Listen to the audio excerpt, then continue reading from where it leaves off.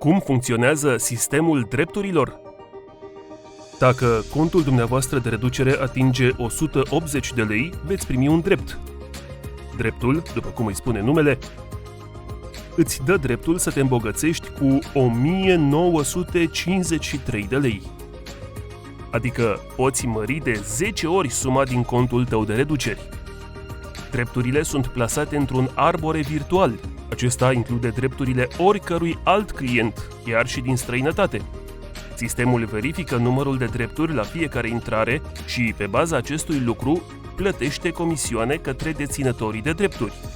Un drept este expirat dacă sistemul a plătit toate comisioanele cuvenite acestuia. Dacă cumpărați de la parteneri de produse, puteți achiziționa drepturi suplimentare. Și, cu ajutorul comunității, îți poți mări banii de 10 ori. La atingerea unei anumite condiții, veți primi drepturi bonus, care vor genera comisioane în același mod.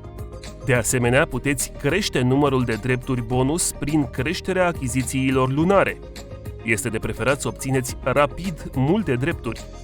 Pentru necesarul achizițiilor dumneavoastră viitoare online, puteți rezerva vouchere pentru 180 de lei în avans. Sistemul consideră că este un semn al angajamentului de a cumpăra, astfel încât cu o rezervare veți primi automat un drept. Este ca și cum ai fi cumpărat deja. Este fără riscuri, deoarece îl puteți include în cumpărăturile din viitor.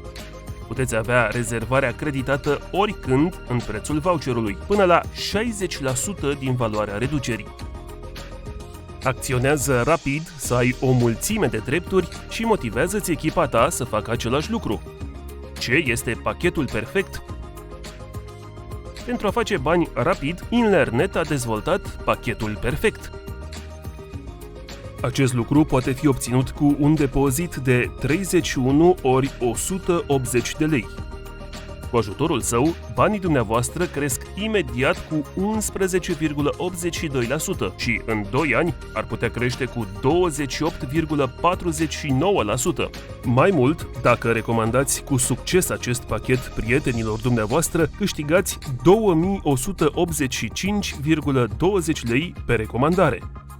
Îl recomandați cu succes de 4 ori pe lună și puteți deja să aveți un loc de muncă cu normă întreagă, întrucât veniturile dumneavoastră vor fi de 9.000 de lei.